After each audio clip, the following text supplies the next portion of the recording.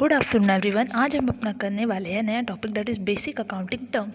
Basic accounting terms जो है बहुत ज़रूरी है जानना, क्योंकि ये which are because they are daily use in the business world. सबसे पहले हमारी जो टर्म आती है वो आती है बिजनेस ट्रांजेक्शन। बिजनेस ट्रांजेक्शन क्या है? एक इकोनॉमिक एक्टिविटी है of the business that changes it's financial position, जो हमारी फाइनेंशियल पोजीशन में चेंजेस लाती है। अब वो चेंज हमारा कैसे होगा? Value in the assets, liabilities और कैपिटल। वो हमारी एसेट्स की वैल्यू में भी चेंज हो सकता है, लाइबिलिटीज़ की वैल्यू में भी चेंज हो सकता है और कैपिटल की वैल्यू में भी। तो बेसिकली बिजनेस ट्रांजैक्शन के कारण, अब फॉर एग्जांपल अब मान लीजिए हमने परचेज ऑफ अ लैंड या परचेज ऑफ मशीनरी किया, तो इससे एसेट की वैल्यू हमारी इंक्रीज हुई है, तो एक ट्रांजैक्शन थी। तो इस तरह से चेंज होता है वैल्यू ऑफ एसेट और लाइबिलिटीज़ और कैपिटल। उसके बाद आता है हमारा इवेंट। इवेंट क्या होता है? रिजल्ट ऑफ द ट्रांजैक्शन, कि जो ट्रांजैक्शन होने के कारण जो उसका रिजल्ट आया उसे हम क्या बोलते हैं? इवेंट। अब हम फॉर एग्जांपल हम देखते हैं कि मैंने इन्वेस्टमेंट की है 5 लाख की। अब 5 लाख की जो मैंने इन्वेस्टमेंट की है उसके बाद मैंने परचेज़ की है 3 लाख की। अब उसमें से अब 3 लाख की परचेज़ का मैं 1/2 जो है, मतलब मैं इसका 3 लाख का हाफ अमाउंट क्या है, मैं सेल कर रही हूँ। मतलब मैं 1,50,000 जो है, जो कॉस्ट का जो अमाउंट है उसे बेच रही हूँ। कितने में? 2 लाख में बिक रहा है। और इस पर जो रेंट है, मतलब इसका कॉस्ट आ गई हमारी 10,000। टोटल कॉस्ट हमारी कितनी बनी? 1,60,000 है ना। लेकिन बिक कितने में रहा है? 2 लाख में रहा है। तो 40,000 हमारा क्या हुआ? प्रॉफिट। तो अब ये प्रॉफिट हमारा क्या है? रिजल्ट। इसे हम इवेंट बोल सकते हैं। I hope now it's clear. Next is account. Account हमारा क्या है? An account is a ledger record in a summarise form. Means जो हमारा लेजर है वो एक अकाउंट है, जो वो एक तरह का लेजर रिकॉर्ड है ऑफ ऑल द ट्रांजेक्शन, हर ट्रांजेक्शन का, that have been taken place with the particular person और थिंग स्पेसिफाइड। मीन्स हर पर्सन का, चाहे वो थिंग हो, सबका क्या बनेगा? एक अकाउंट बनेगा। अकाउंट की बात करें फॉर्मेट की, तो फॉर्मेट फॉर एग्जाम्पल अकाउंट के क्या रहेंगी? 2 साइड रहेंगी, डेबिट साइड और क्रेडिट साइड। चाहे वो कैश हो, आप ले सकते हैं, यहाँ पे परचेज ले सकते हैं, सेल्स ले सकते हैं, any kind they have to. उनकी 2 साइड रहेंगी, डेबिट रहेगी और क्रेडिट रहेगी। उसके बाद है हमारा कैपिटल। कैपिटल हमारा क्या होता है? कैपिटल हमारी होती है amount invested by the proprietor in a business और द एंटरप्राइज। हाँ जी, कैपिटल हमारा क्या है? Amount invested by the proprietor in a business enterprise. जो भी अमाउंट इन्वेस्ट किया जा रहा है ओनर के द्वारा या प्रोप्राइटर के द्वारा इन द बिजनेस में, उसे हम कैपिटल कहेंगे। अब वो may be in the form of cash भी हो सकता है, गुड्स भी हो सकता है और एसेट में भी हो सकता है। उसके बाद हमारी टर्म आती है ड्रॉइंग। ड्रॉइंग हमारी क्या है?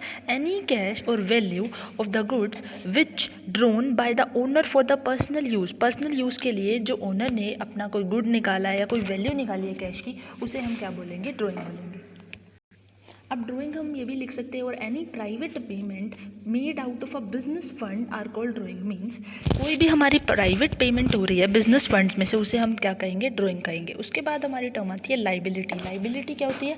Amount which the firm owes to the outsider. जो कि अमाउंट फर्म ने या फिर कोई पर्सन ने बाहर से, आउटसाइडर से लिया, उसे हम क्या बोलेंगे? लाइबिलिटी। अब लाइबिलिटी हमारी इंटरनल भी हो सकती है और एक्सटर्नल भी हो सकती है। इंटरनल कैसे होगी? इंटरनल होगी जब, अब क्या होगा, बिजनेस एंटिटी को हैज़ टू पे टू द प्रोप्राइटर और द ओनर, जब उसे प्रोप्राइटर या ओनर को ही पे करना है। एक्सटर्नल कब होगी? जब ओस्ट पे टू द आउटसाइडर, जब उसने आउटसाइडर को पे करना हो। इसी तरह से 2 कैटेगरीज में उसको फर्दर डिवाइड किया गया, लॉन्ग टर्म और शॉर्ट टर्म। लॉन्ग टर्म हमारी कौन सी रहेगी? लॉन्ग टर्म हमारी रहेगी, इसको ऑल्सो हम नॉन करेंट भी बोल सकते हैं, जो कि मोर देन 1 ईयर के लिए रहे। और शॉर्ट टर्म हम क्या बोलेंगे? जो कि अप टू 1 ईयर तक रहे। अब इसमें क्या क्या आ जाएगा? बैंक ओवरड्राफ्ट आ जाएगा, क्रेडिटर्स आ जाएगा, ये सारी इसमें शॉर्ट टर्म लाइबिलिटी या करंट लाइबिलिटीज में आ जाएंगी। नेक्स्ट जो हमारा टॉपिक है वो हमारा है एसेट। एसेट हमारी क्या है? Property of the business enterprise including the amount due to it from other. Asset क्या है? बिजनेस की प्रॉपर्टी है, उसे हम क्या बोलेंगे? एसेट बोलेंगे। इसमें वो अमाउंट भी आएगा जो कि हमने दूसरों से लेना है। अब ये जैसे कि कैश हो गया, बैंक बैलेंस हो गया, स्टॉक हो गया, फर्नीचर, मशीनरी, ये सारे क्या है?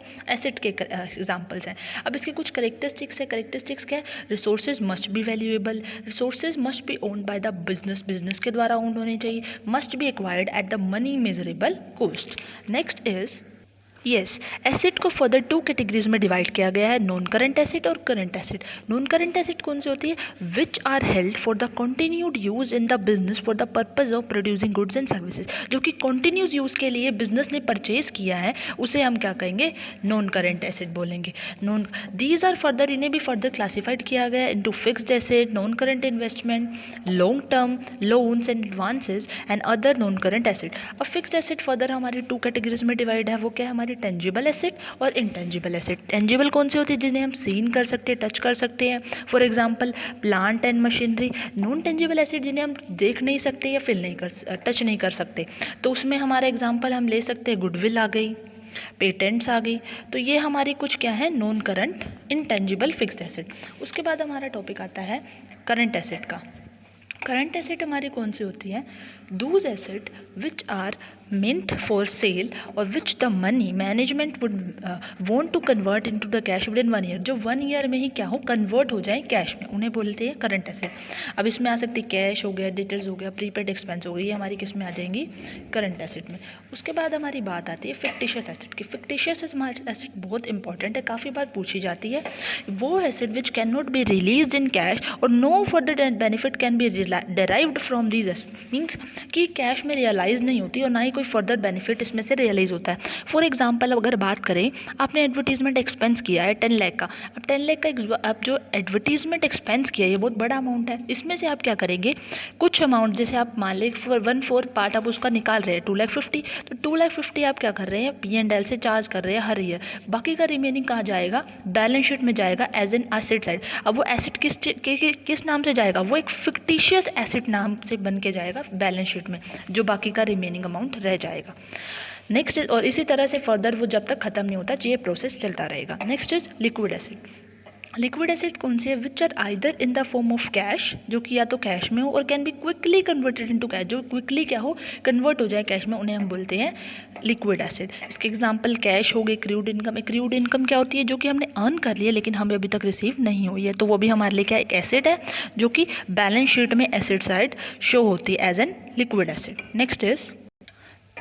नेक्स्ट हमारा है रिसिप्ट्स। रिसिप्ट्स हमारा क्या है? Amount received from for selling goods, कि गुड्स को सेल करने पे जो अमाउंट रिसीव हो रहा है हमारा, वो क्या कहलाएगा? रिसिप्ट्स कहलाएगा। रिसिप्ट्स हमारी 2 कैटेगरीज में डिवाइड है, रेवेन्यू रिसिप्ट और कैपिटल रिसिप्ट। रेवेन्यू रिसिप्ट क्या है? Received in normal course of the business, जो बिजनेस के नॉर्मल कोर्स में हमें रिसीव्ड हुई, फॉर एग्जाम्पल कमीशन रिसिप्ट। लेकिन कैपिटल रिसिप्ट हमारी क्या है? नॉट रेवेन्यू इन नेचर, जो नेचर रेवेन्यू की नहीं होती। क्या? Like for example sale of asset. अब एसेट बिक रही है तो ये क्या हमारा नॉर्मल कोर्स ऑफ बिजनेस के टाइप का नहीं है, जैसे amount received by the way of loans. Next is expenditure. Expenditure क्या है? अमाउंट स्पेंड और liability income for acquiring asset, goods और सर्विसेज, जो कि एसेट पे या गुड्स और सर्विसेज पे जो अमाउंट स्पेंड हो रहा है उसे हम क्या करेंगे? एक्सपेंडिचर, एक्सपेंड कर रहे हैं, एक्सपेंडिचर कर रहे हैं।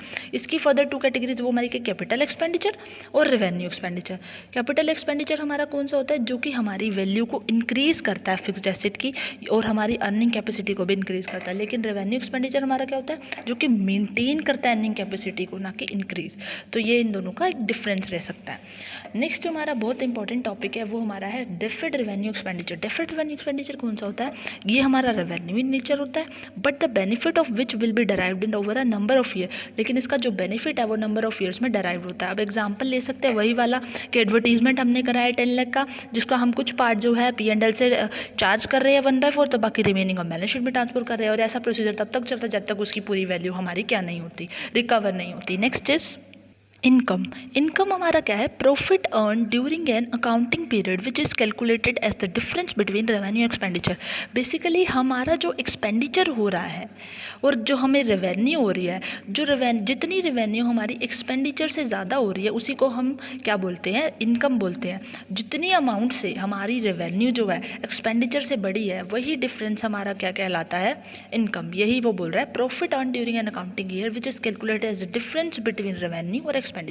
Next is expense. एक्सपेंस क्या है? एक कॉस्ट है incurred for generating revenue, revenue के लिए, और monetary measure of the input. जो भी हम इनपुट्स पे आउटपुट पाने के लिए जो भी इनपुट्स पे हम एक्सपेंस कर रहे हैं, कॉस्ट कर रहे हैं, उन्हें हम एक्सपेंस बोलेंगे। अब एक्सपेंस भी हमारे 2 कैटेगरीज के रहते हैं, प्रीपेड भी रहता है, आउटस्टैंडिंग भी रहता है। प्रीपेड हमारा कैसा होगा कि जैसे अब वो एक्सपेंस था हमारा 2021 का, और अब हमारा फॉर एग्जांपल 2020 चल रहा है, 22 का एक्सपेंस था और अब हमारा 2021 चल रहा है, तो हम 2021 में ही क्या कर रहे हैं? ये 2022 के लिए हम पे कर रहे हैं, तो वो हमारे लिए प्रीपेड बनेगा। लेकिन अगर आउटस्टैंडिंग हमारा क्या रहता है कि सेम ईयर का हमने 2021 का ही अभी तक पे नहीं करा, तो वो हमारा क्या रहेगा? आउटस्टैंडिंग रहेगा। नेक्स्ट हमारा आता है टर्म प्रॉफिट। प्रॉफिट हमारा क्या है? Income earn by the business from its operating activities, जो उसे ऑपरेटिंग एक्टिविटीज़ से इनकम अर्न हो रही है उसे हम बोलते हैं profit, which are carried out by the enterprise, जो कि ऑन्टरप्राइज के द्वारा लिया जाता है टू अर्न द प्रॉफिट। अब फर्दर प्रॉफिट भी हमारा दो तरह का रहता है, gross profit, net profit. Gross profit क्या होता है, जो कि हमें ट्रेडिंग अकाउंट से पता चलता है, वो हमारा ग्रोस प्रॉफिट है। लेकिन नेट प्रॉफिट हमारा किससे पता चलता है, प्रॉफिट एंड लॉस अकाउंट में। क्या अंतर है ट्रेडिंग और P&L में? ट्रेडिंग में हम क्या करते हैं, डायरेक्ट एक्सपेंस और डायरेक्ट इनकम ज़्यादातर डायरेक्ट एक्सपेंस और डायरेक्ट इनकम का ट्रीटमेंट से निकलता है। लेकिन नेट प्रॉफिट हमारा क्या है, उसमें इनडायरेक्ट एक्सपेंस भी आते हैं, इनडायरेक्ट इनकम भी आती है, तो वो सारा ये है। तो इस तरह से हमारे दो टाइप से प्रॉफिट हो जाता है, ग्रोस प्रॉफिट और नेट प्रॉफिट। नेक्स्ट हमारी थिंग आती है गेन। गेन क्या है, it is the increase in the owner equity resulting from something other than the day to day earning, जो कि डे टू डे अर्निंग तो हम कर ही रहे हैं, लेकिन जो उससे एक्स्ट्रा अगर कभी उसकी इक्विटी में इंक्रीज हो गया, उस तरह इसको एक इस तरह का प्रॉफिट हो जाए, तो उसे हम क्या बोलेंगे, गेन। जो कि क्या हो, ओनर की इक्विटी को इंक्रीज करे, उसे क्या बोलते हैं, गेन। और उसके बाद हमारा आता है लॉस। लॉस क्या है, एक्सेस ऑफ एक्सपेंसेस। यहाँ पे क्या था, excess of revenue over expenditure. यहाँ पे क्या है, excess of expenses over its related revenue. जब हमारी एक्सपेंस हमारी ज़्यादा रहेंगे रेवेन्यू से, तो वो हमें क्या मिलेगा, लॉस मिलेगा। ठीक है, जो क्या करेगा, डिक्रीज करेगा ओनर की इक्विटी को। Next is purchase. परचेज तो आपको पता ही है कि वो अमाउंट ऑफ गुड जो कि खरीदा जाता है फॉर द रीसेल पर्पज। अब वो कैश भी हो सकता है, क्रेडिट भी हो सकता है। नेक्स्ट है परचेज रिटर्न। क्या होता है, जो कि सप्लायर रिटर्न कर देता है किसी कारण से कि उसे नहीं पसंद है, तो वो क्या हो जाता है, रिटर्न हो जाता है, वो परचेज रिटर्न है। सेल्स क्या होता है कि refer to the amount of the goods sold, जो कि गुड्स बेचा गया, that have been already been bought और मैन्युफैक्चर, या तो उसे मैन्युफैक्चर किया होगा या खरीदा होगा बेचने के लिए। उसके बाद है सेल रिटर्न। सेल रिटर्न होता है जो कि गुड्स जो है कस्टमर रिटर्न कर देता है किसी कारण से, उसे सेल रिटर्न बोलते हैं। उसके बाद है revenue from operation. Revenue from operation क्या है, revenue generated from the sale of goods. Goods को जब सेल किया तो उससे जो रेवेन्यू आई, इनकम आई, उसे रेवेन्यू फ्रॉम ऑपरेशन बोलते हैं। गुड्स हमारा क्या है, physical items of trade that are purchase to be sold, जो कि परचेज ही सोल्ड के लिए किया है। और इसमें कौन कौन से आइटम रहेंगी, लाइक परचेज सारी, मेकिंग ऑफ द सेल और परचेज ऑफ द बिजनेस। इसे हम स्टॉक इन ट्रेड भी बोल सकते हैं। उसके बाद नेक्स्ट आता है हमारा stock and inventory. Stock and inventory हमारा क्या है, टेंजिबल एसेट है, और हमारा क्या है, बिजनेस में यूज़ होता है for the purpose of sale in normal course of the business. अब ये दो तरह का हो सकता है, ओपनिंग भी हो सकता है और क्लोजिंग भी हो सकता है।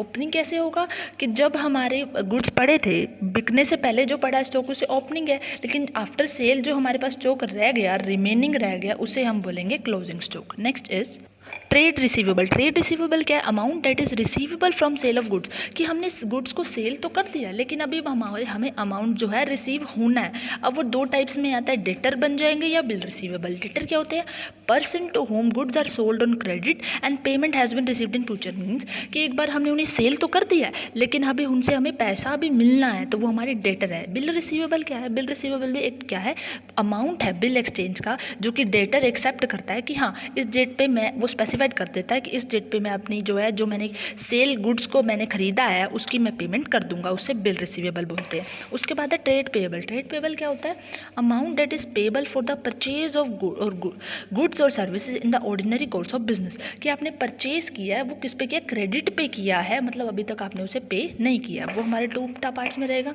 क्रेडिटर्स में और बिल्स पेएबल में। क्रेडिटर्स हमारे कौन से, दूस पर्सन और firms from whom goods have been purchase on credit, जिससे हमें क्या है, क्रेडिट पे हमने परचेज किया। बिल्स पेबल रहता है बिल्स ऑफ एक्सचेंज, जो एक्सेप्टेड बाय द पर्सन और एंटरप्राइज, जिससे अमाउंट हमें क्या है, जिसको हमने अमाउंट अभी पे करना है उस स्पेसिफाइड डेट पे, उसे बोलते हैं बिल्स पेबल। उसके बाद है कॉस्ट। कॉस्ट हमारी क्या रहती है, amount incurred on the activity of the business. Business की एक्टिविटी पे जो हमने अमाउंट इनकर्ड किया उसे कॉस्ट बोलते हैं। डिस्काउंट हमारा क्या है, उसके बाद डिस्काउंट है जो भी, जैसे फॉर एग्जांपल आप सेल कर रहे हैं, सेल पे आप 10% के डिस्काउंट देते हैं, आपने सुना होगा, तो वो जो रिडक्शन हो रही है amount in the reduction of the price of goods और सर्विस, उसे डिस्काउंट बोलते हैं। डिस्काउंट हमारे टू टाइप्स का रहता है, ट्रेड डिस्काउंट और कैश डिस्काउंट। ट्रेड डिस्काउंट तो देखिए सभी को दिया जाता है और इसकी हम एंट्री जो है नहीं करते। कैश डिस्काउंट की हमारी एंट्री होती है। Cash discount basically prompt payment के लिए किया जाता है ना, कि जब आप हमें बिल्कुल उसी टाइम पेमेंट मिल जाती है तो हम क्या करते हैं, कैश डिस्काउंट, और इसकी हमारी एंट्री भी दिखाई जाती है।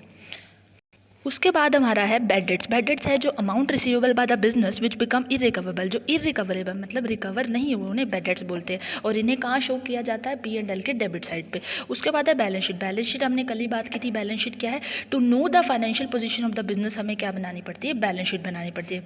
बुक वैल्यू क्या होती है, बुक वैल्यू होती है value at which items are appear in the books of account. Books of account में जो आइटम जो है जिस वैल्यू पे अपीयर कर जाते हैं उन्हें बोलते हैं book value. Book of account क्या है, बुक्स और records where all the financial transaction recorded. Example journal and ledger means जहाँ पे हमारी जो ट्रांजेक्शन है वो रिकॉर्ड की जाती है उन्हें क्या बोलते हैं, बुक्स ऑफ अकाउंट बोलते हैं। उसके बाद डेप्रिसिएशन। डेप्रिसिएशन क्या है, fall in the value of fixed asset due to the passage of time. Passage of time और ऑब्सोलेंस, तो वो क्या कहलाता है, डेप्रिसिएशन कहलाता है। आगे आप फर्दर डेप्रिसिएशन की काफ़ी मेथड्स भी पढ़ेंगे। उसके बाद है एंटिटी। एंटिटी क्या होती है, वो इकोनॉमिक यूनिट जो किस लिए बनी है, अर्निंग इनकम को अर्न करने के लिए। और कैसे अर्न करेगी, चाहे प्रोवाइड सर्विस प्रोवाइड करके और गुड्स को सेल करके। उसके बाद एंट्री। एंट्री क्या होती है, ट्रांजेक्शन और या फिर इवेंट जो कि बुक्स में रिकॉर्ड किया जाता है उन्हें एंट्री बोलते हैं। उसके बाद है इंसॉल्वेंट। इंसॉल्वेंट होती है state of a person entity where he she is unable to pay, जब वो क्या है, अनेबल टू पे रहता है। जैसे कि अब आपने डेटर बनाया था 10 लाख का, उसने कहा कि नहीं मैं तो पे ही नहीं कर सकता, तो वो क्या बन गया, इंसॉल्वेंट, मतलब कि वो अनेबल टू पे है।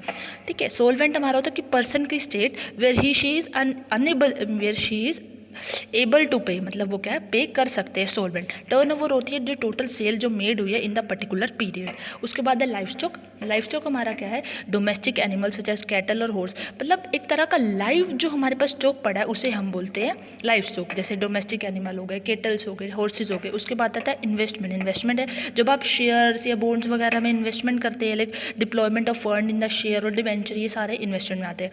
उसके बाद है एक दो इंपॉर्टेंट टर्म्स है, डेबिट और क्रेडिट। डेबिट और क्रेडिट क्या होता है, एक अकाउंट का लेफ्ट साइड डेबिट बोलते हैं। अभी कहाँ से आया, ये इटालियन वर्ड से आया और वो इटालियन वर्ड क्या है, डेबिटो।